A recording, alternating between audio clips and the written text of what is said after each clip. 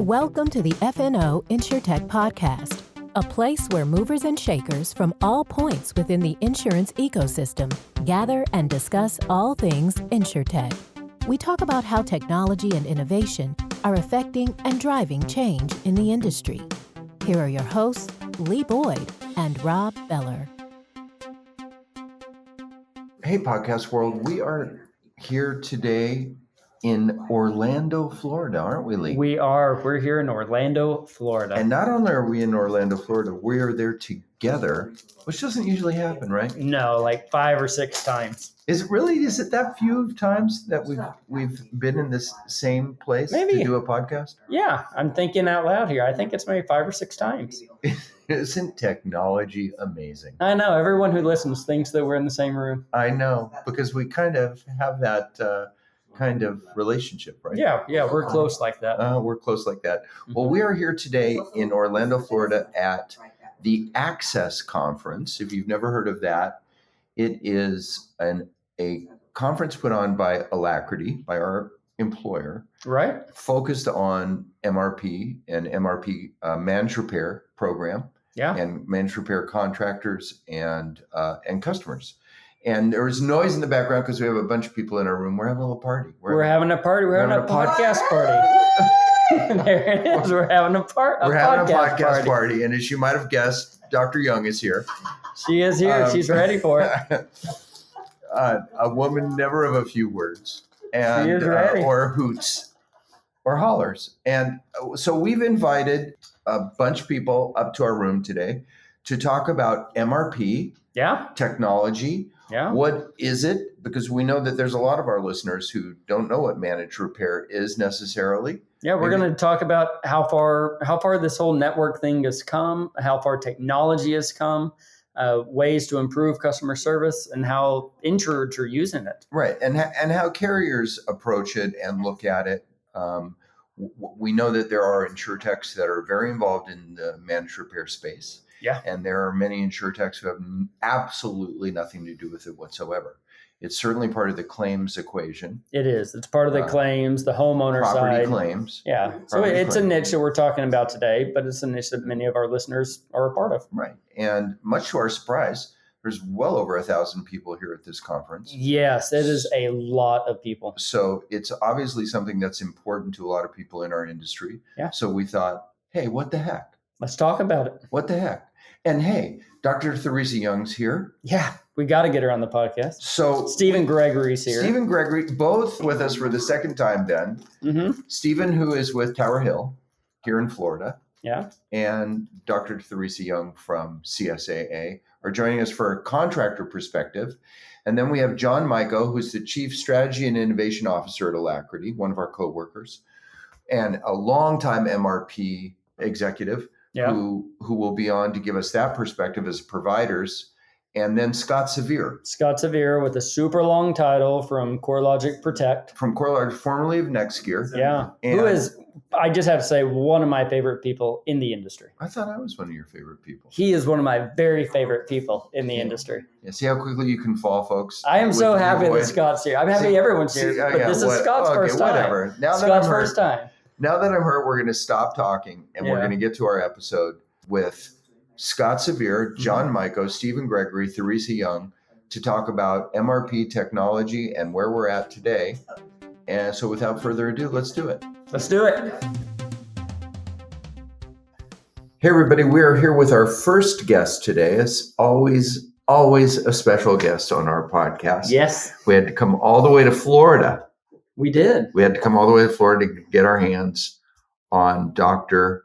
Theresa Young from CSAA. Welcome. Thank you. It's great to have you back. Nice to be in Florida. Yeah. It is nice here. Yeah, Nice it is and nice. warm and hot. And Florida's nice. Humid. A little humid. little humid. Yeah. That's Yeah. okay. For us California people or us Westerners, it's a little humid. But let's jump right in. So we're attending the Access Conference, which is Alacrity's conference for its MRP division. Yeah. And what brings you here, Doctor? Well, my company has decided to create some redundancy in the managed repair program space. We currently have an incumbent that we're using, but we wanted to expand the offerings that group has a limited capacity to provide to us. So we're piloting you guys. So you're one of the companies that we're piloting to see if you would be a longer term partner with us. So let's start at kind of the beginning of the equation with managed repair. Right. Why is managed repair a solution that you guys use and that are pursuing more deeply? What does it offer to a carrier like you, like CSAA? Mm-hmm. I think there's two aspects to managed repair. One is the emergency services or the mitigation, which is sort of the immediate response when our insureds have an immediate need for a loss. So to me, that's one piece that's a little bit different than the build back or the GC route. So on the build back on the GC route, my company, we have found that more of my insureds prefer to say cash out. Oh, really? And have self-agency on determining who will do their repairs than I guess the rest of the industry does from looking at the metrics. But that said, those who really want to have their repairs done by somebody who's been vetted by a company such as CSAA, we need to have a partner that we can rely on to provide the service that represents the brand of my company, which we sell the AAA branded insurance, as well as completing the repairs in a timely manner and maintaining their warranty services, if that makes sense. Yeah, that makes total sense. So I guess what are you looking for? You're looking for somebody to come in and do customer service, but then at the same time to do what they say they're gonna do, I guess. Now you said earlier that the build back is not as big of a portion to the CSA client. That is true. Why do you think that? I would only have to speculate. I can only just look at the analytics and tell you that when my customers decide to cash out on the build back, my NPS is better, my cycle time is better, and my expenses are lower. Really? So, which tends to be counter to what we typically hear, right? Right, sure.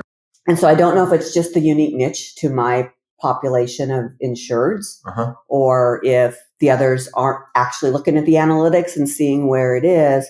But for those people who do want an NRP or a managed repair program, if I don't provide that, it tanks my retention, it tanks a whole bunch of things. So for the subset of customers that want that service, it's something it's absolutely critical that I provide that option to them. So there's lots of people in our audience who aren't necessarily with a carrier or even dealing with an insured directly. Why is it that the insured has the option? Can a carrier require that you use a build back, that you use a contractor to do your repairs? I don't believe that you can. I believe the DOIs have some steering regulations around me driving business to a specific place. That wouldn't be our method of doing service. Our service is to provide the service the insured wants, how they want it, when they want it, right? So I wouldn't be driving them to something anyway, but I know the departments of insurance have a lot of anti-steering regulations that would forbid me from requiring them to participate in a managed repair program. I want to ask a little bit about the mitigation side. I mean, mitigation is newer, I would think, in the world of insurance, 10, 20 years or so. How does CSAA use the mitigation portion? Is it on all claims that have water damage? Are you doing wind damage? Are you automatically sending a company out there? How does that work? So the answer is no, we don't send it on every claim. Okay. We have a list of criteria. Usually it's around coverage and what the type of losses are. So for example, floodwater or surface water wouldn't be covered. So typically if we suspect that it's a surface water claim, say the insured reports that water's coming in through my French doors, underneath the French doors, we wouldn't offer mitigation right out. We would tell them that they need to mitigate. Right. And if they would like a few names, we'd give them a few names from the NRP's list, but they would need to enact that themselves, but we wouldn't send an assignment. A lot of it just depends on what the claim is. Okay. So if it was something that, we had a leak, but we patched the roof and it's kind of dry now, I probably wouldn't send MIT on that. I would send somebody out. And then if they got there and it was still wet underneath, we would order it. So you like the analytics side. is there, whenever you, let's say it's a covered loss, a covered water loss, whenever you use a network, right, to send your own mitigation company out there versus the insured calling somebody, is there any stats or analytics to show us which one has a better experience? Yeah, typically the NRP one would have. What we have found, at least anecdotally, is that, to put it politely, is when there's a lack of controls around a mitigation company in the independent space, their variance in their estimatics and their drying plan tends to be more varied. Sure, sure. It's a more negative customer experience. Sure. So is that to say that your organization has to have a lot of control of what's going on? So even though you're potentially outsourcing the entire repair, you still have to have a lot of controls around that. I think a lot is sort of a subjective term. I would think probably the contractors would say there's a lot. But we want a consistent product. We want a consistent service experience. And we would like to have pricing that's predictable. So putting those controls in. And I would think that the contractors would like predictable payments. Oh, absolutely. Right. So I think it is a partnership. Yeah, that's something that I learned at this conference that I didn't know, is that the Alacrity network has all these additional management involved. You have field managers, you have people behind a desk who are poking and prodding and moving and making sure that this claim gets from point A to point B, audit. And I guess I didn't know there was so much involved in the MRP. I thought it was, you call a contractor, they go out there and they send it back in, but there's not. There's not. And there are managed repair programs that have the model that you spoke of with less controls. And, you reap the benefit of that. You don't see fulfillment of warranty issues. You see an inconsistent product. You see an inconsistent service. Because there's a lot of managed repair companies eking on into the marketplace now. Right. And I've talked to probably all of them, or at least most of them. And most of them offer, a lot of them are lead sources for Lowe's. Yeah. Oh, yeah. And nothing against the Lowe's handy person trade, but I don't know how many controls are there. And they're not writing an Xactimate or Symbility, right? Which leads me to a question I wanted to ask you about tech in this space, in the managed repair space. It's there, right? I mean, I'm sure you're seeing it, and you're known in your organization and in the industry as somebody who's, I'm going to say tech forward. You might argue with that, but you are, and you are comfortable with bringing technology into your workflows where it makes sense, right? Where it affects things in a positive way. Right.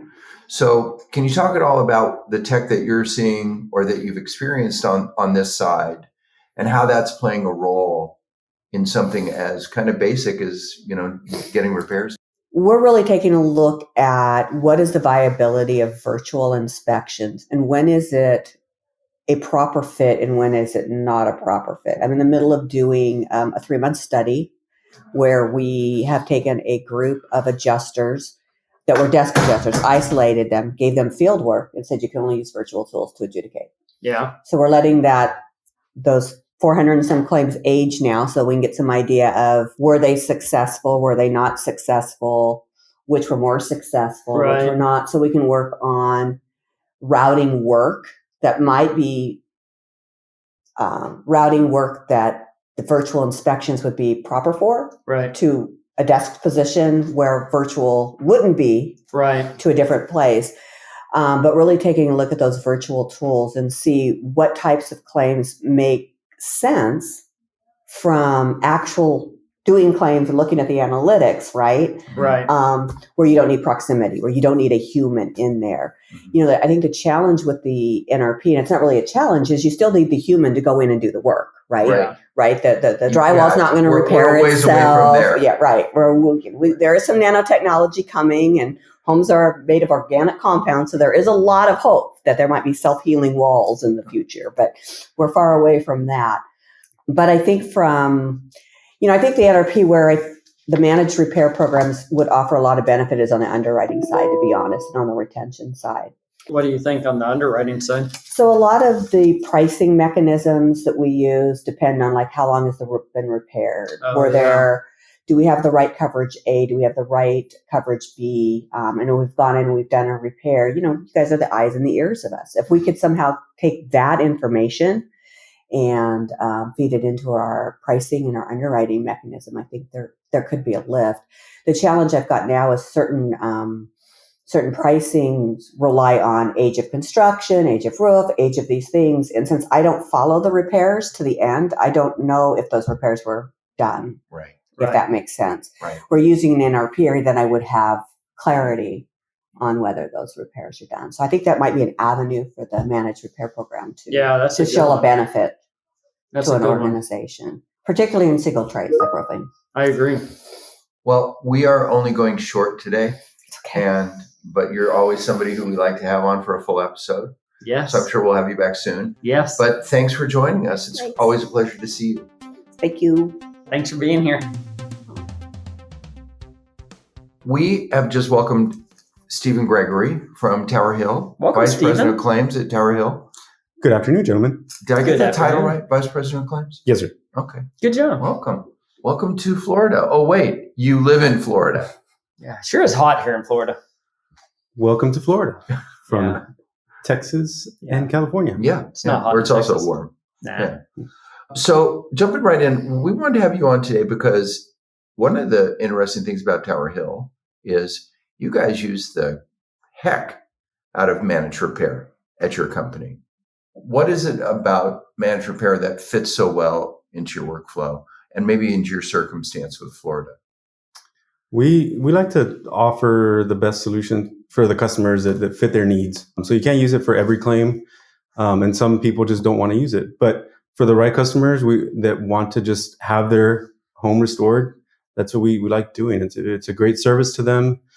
Some people don't want to have the headache of looking for a contractor, not knowing who they can trust. If their insurance carrier offers a solution and it's backed by a warranty, then they're probably going to take that. So it provides a better experience for them. And just contrary to popular belief, some people just want to have their house restored. Right. I mean, I think I'm that way. I just want it fixed. Right. Somebody come in and fix. And is that what it's used for? That's how you're doing it? Yep, that's what if they need water extraction in that first call, we can set that up. If we need a general contractor down the road, we can do that as well. And they're happy when we can do that.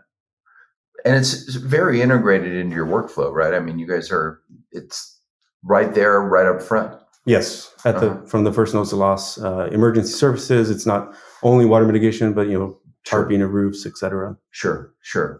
Do you think there's something about Florida that makes its usage more compatible, or it's just the commitment that the company has made, the kind of results that you get from it? Commitment, even across marketing with agents, it's branded as their Castle Care network, so we protect their castle. I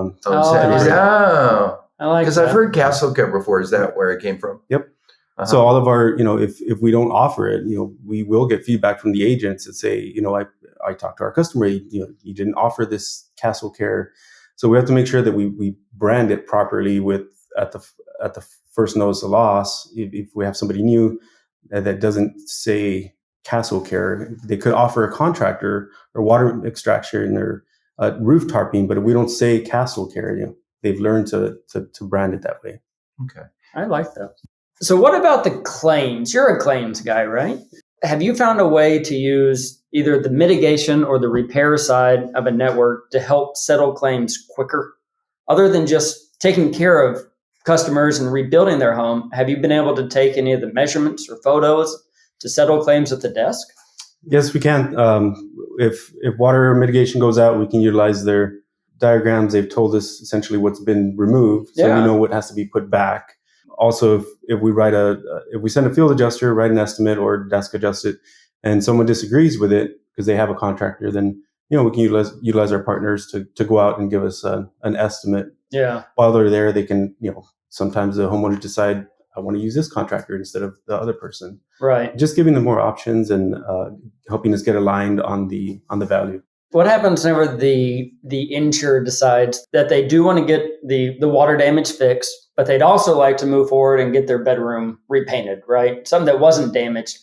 How does that work whenever you're using a network? Does the contractor just go to the insurer and kind of do a separate bid, or does Tower Hill help facilitate that? What happens there? Our partners do a great job. So sometimes the homeowners have been putting off, that bedroom work. Right. And now they have a great contact and they say, hey, you know what? I've been thinking about doing this. Can I get an estimate?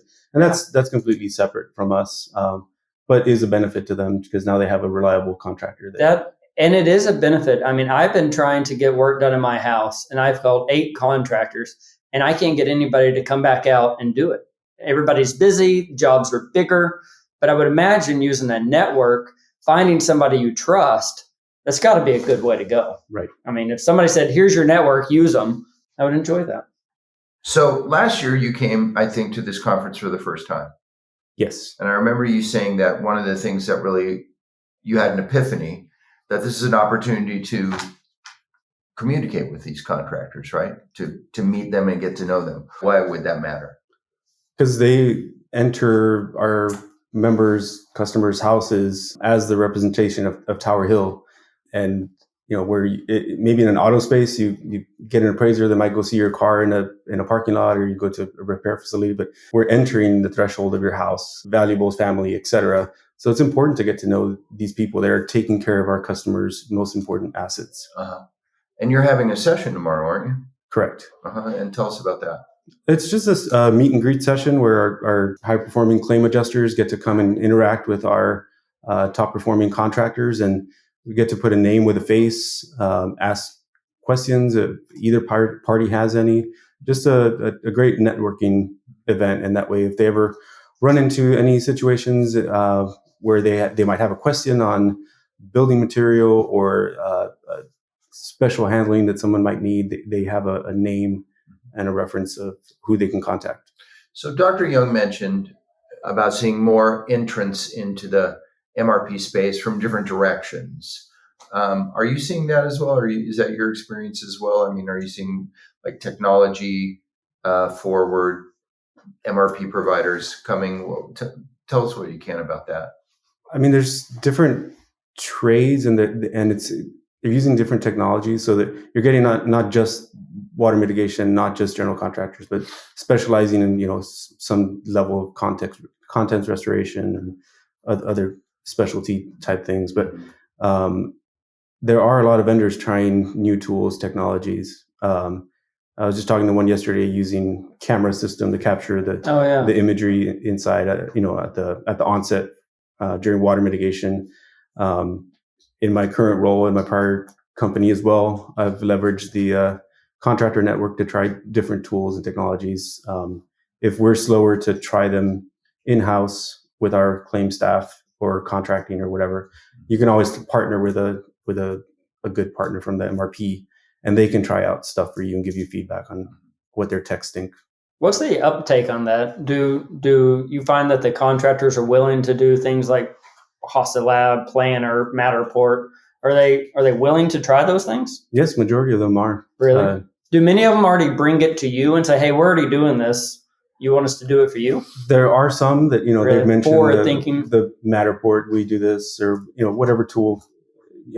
Put a name on it. Though there have been people that come forward, but sometimes there's something completely new, and you want to try it out, and the contracting might take a couple months. They might just be able to jump in and give it a shot. I like that. Cool. Well, we always enjoy having you. Yeah, we do. Thank you. Round 2.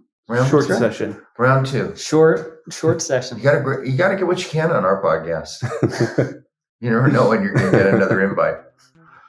Well, thanks for coming. Yeah, thanks for coming. We'll see you out and around. All right. Thank you, gentlemen. Okay, we are here with our last group for today, and today we have a twofer. We do. 2 people, one time. John Miko, who is the Chief Strategy and Innovation Officer at Alacrity. Hello. And historically an MRP guy. Correct. He came out of the MRP world. And Scott Severe, who's showing me his name badge. Well, he has to. It's really long. Because, everybody get comfortable because I'm going to read his title. It's SVP of Alliances and Industry Relations at CoreLogic Protect. So 2 questions. Wow, a lot to unpack there. What does that mean? So what's your job? Primarily over the Digital Hub Alliance, which is our intake for integrations, looking at where they'll go within our company. And so dealing a lot with vendors and integrations, things like that. But when we talked with Garrett, we wanted to keep it sufficiently broad to take care of my long in the tooth experience in the industry. Because I know a lot of people still, and you go into events, it just gives me a little bit of flexibility to talk to other people. That's good. You're a relationship guy. I'm a relationship guy. You have a lot of relationships. Love relationships. I think it's a plus. There was a time in my career when that was hung around my neck like a millstone, and I embraced it. Good. I said, "Oh, he's a relationship guy." Good relationship guy. Whatever. And how about you, John? What? Tell us about what you do at Alacrity. Certainly, as the strategy and innovation officer, my job really is to look for ways that Alacrity can utilize the new technologies in the space to help our overall business. And managed repair is one of the main pillars of our business, really just being an end-to-end claim solutions business. Mm-hmm. And because, as you said, I came out of the managed repair space. That's where a lot of my experience is. But a lot of the technologies that we look at may apply in managed repair, but it may also apply to other parts of our business, such as desk adjusting, review, those types of things. John's so articulate. Are you a lawyer? It's like he's a lawyer by trade. We keep that a secret. Only when we need him. Yes. And then he always adds the proviso. I can only give you this. I can only say this to you, but you can't take it as advice. That's right. None of what we're going to say here today should be construed as legal advice. Let's get that out there. There you go. In the state this of does Florida. not constitute a professional relationship. Correct. So, Scott, you guys have a whole suite of products that you offer into the marketplace. Yep. Tell us about what you guys are doing. And why? Obviously, you're at an MRP conference for a reason. Yep. Tell us about what it is that you guys are doing in the world of MRP. Briefly. As brief as I can. So you mentioned CoreLogic Protect. So 3 divisions: find, buy, and protect. I will butcher these stats. You may have a person back there checking them, but find is basically the MLS. We own 85% of the MLS, or we own the MLS in the US. I don't know exactly where the parameters are, but 85% of the MLS goes through CoreLogic service. CoreLogic. And then there's a lot of mortgage tools where 90% of people that do mortgages use our tools. And then there's a lot of supporting tools around that, weather and analytics and things. And then we've got the InsureTech side, which is the Protect. Okay. And so I'm trying to bring all things insurance. And the reason MRP is so important is because for years they were building that, and there was just a big gap on the contractor side. We need that. We need the contractor to be in there playing and being a strong piece of the puzzle, as opposed to an expanded or extended piece of the puzzle. So bringing those worlds together, Nextgear had a lot of contractor-facing tools. And because Nextgear had done a few acquisitions over the past few years, I think we did like 4 and 3.5 years, something like that, we're able to bring a lot of talent together. Garrett was really good at pulling talent in. And so now we feel like we've really got a strong base to leverage all of that data, especially as you get into AI and all the vendors that are coming in that are new. A lot of those are doing AI, and you've got to teach those machines with data. You've got to have data, and nobody's got more data than we have when it comes to property. Yeah.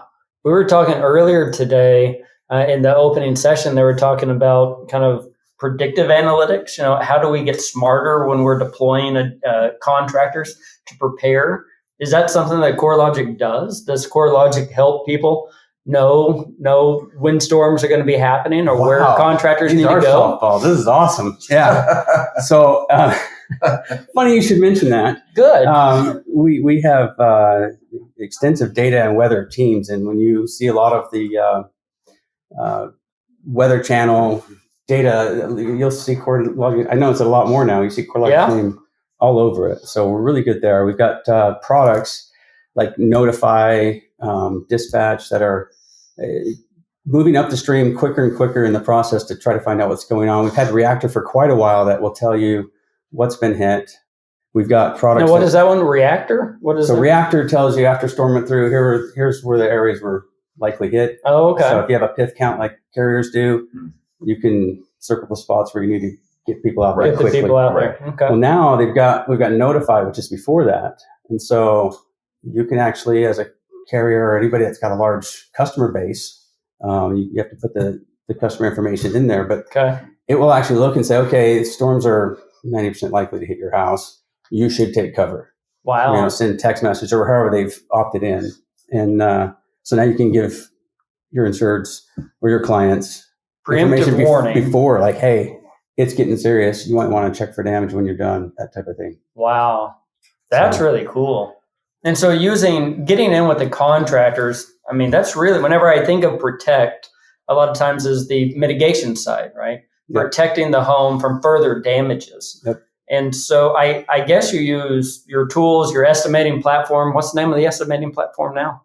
Claims Connect is it's the analytics, it's the backbone, and then to make assignments in and out, and it's the estimating system. So it's got all things estimated in there. Okay. So for the contractors, their system of record would still be Dash. I see. So Yeah, they're Miko, using Dash, Nextgear. which came from Nextgear. Yep. And it's part of the suite of services, part of the technology. But it's plugged in. One of the things we've been working really hard on since the acquisition is making everything that we have work together.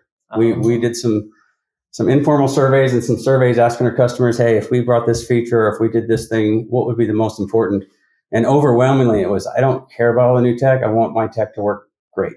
Yeah. And so we're really heads down focused on making it work great. So, John, you're on the user side of this. We're on the user side of this. Tell us a little bit about maybe where technology has come from, because you have that perspective of history, up to through where we are at today. Yeah, it's great listening to Scott talk about all the great things that CoreLogic is working on and has developed, because when I started in this business and in the early 2000s, very few of those tools existed.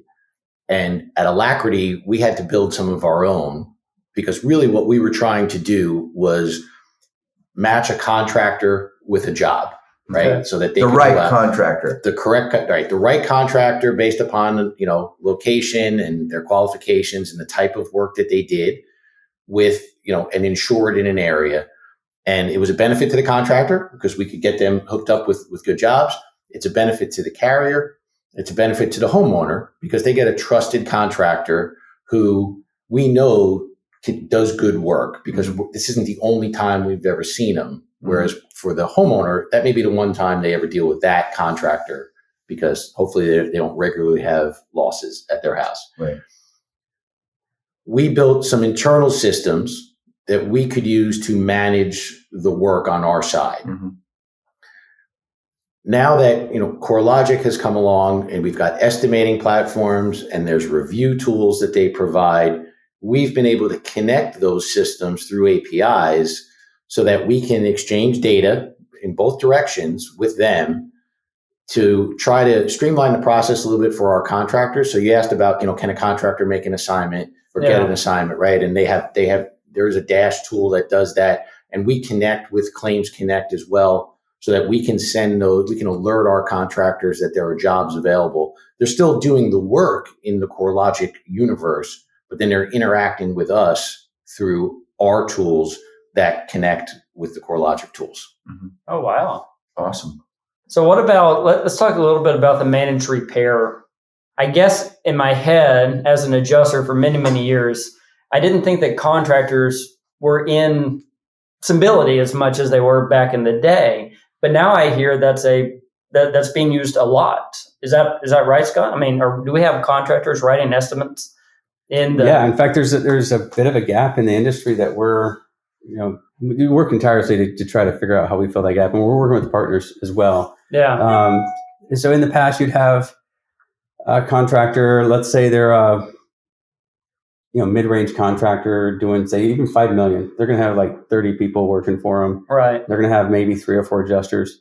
It costs money to have somebody be good at Symbility. So they would typically outsource it or send it to their most versatile one. Yeah. And then it gets kind of tough. And, even pricing. You think about writing a book in a different language. Right. If you're a great writer and you translate it word for word into another language, you're not a great writer over there. It's wherever that is. That's a good thought. That other language, there's nuances to it, and there's nuances to using different estimating systems. And so now we're reaching enough of a critical mass with our customer base. We've had Chubb come on, Liberty Mutual, Erie that's been there for a long time. We've got some great existing customers and some new ones coming.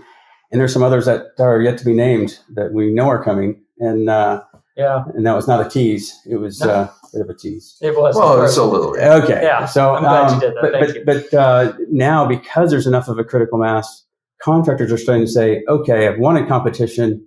We get that all the time. Somebody needs to compete. We need competition. Now they're like, oh, I don't want to run two systems here. And so it can be hard that way. But now there's enough of a critical mass. It's finding, how do we find enough bodies that can do it? And how do we train them fast enough? And how do you, there's a big demand for that.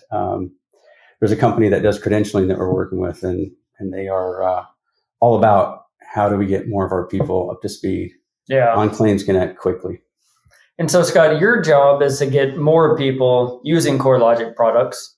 And John, our job as the managed repair side is to make it as easy as possible on the contractors. And that's what they said in the keynote today. We want to make it as easy as possible to do business with you. What does Alacrity do to try to make it as easy as possible on the contractors when there are multiple systems and technologies?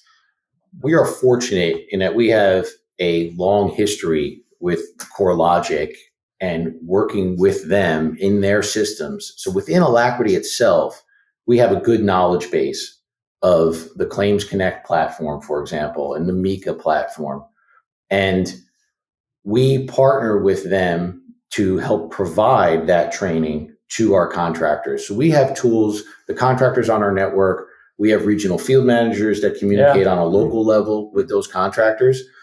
And we're able to leverage that to get them the training they need. And when we identify deficiencies, to work with CoreLogic to provide additional training to improve the performance of the contractors and make it easier for them to use the tools, basically. Yeah, it's because it's interesting to me. I mean, that typically contractors are using tradesmen, not people sitting in offices, not computer professionals or IT professionals, but tradesmen who are out in the field working in these jobs.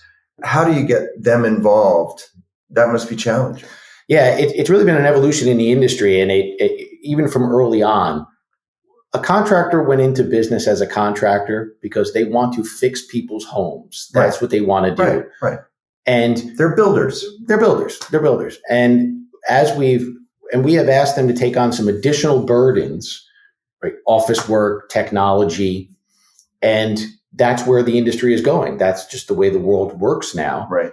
And we find that the contractors that are most successful are the ones who have embraced that and said, I've got people that are really good at fixing homes.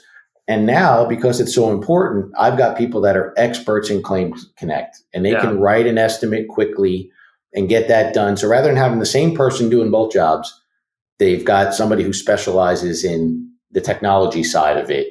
And those are the contractors that are successful on our program and that have seen the most growth. So we're hearing a lot about AI.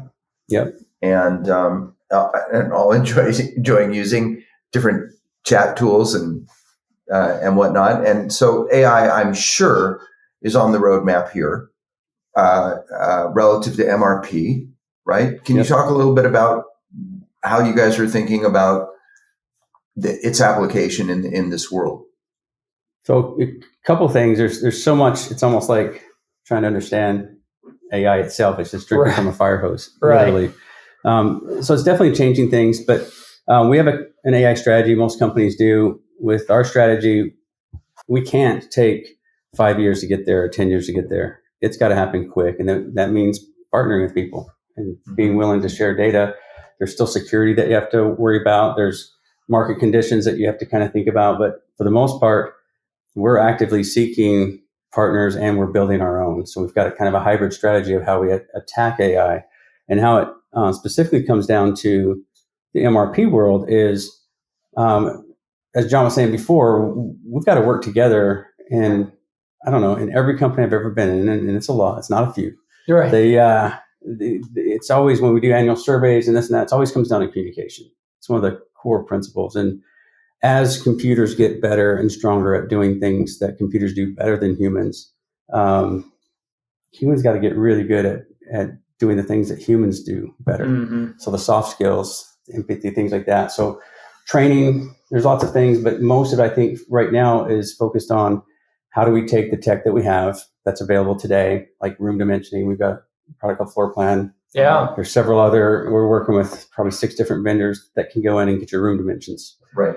Well, 5 years ago, that was, people were calling it algorithms. It was really machine learning. Right. AI was used in there. The terms are a lot more clear now, but there's, Apple did the RoomKit last year. Yeah. And now everybody, including a high school student, can write something like that and use if their phone has LiDAR, they can figure out how to get dimensions into an app. Uh-huh. You think about how the apps exploded since 2007, 2008.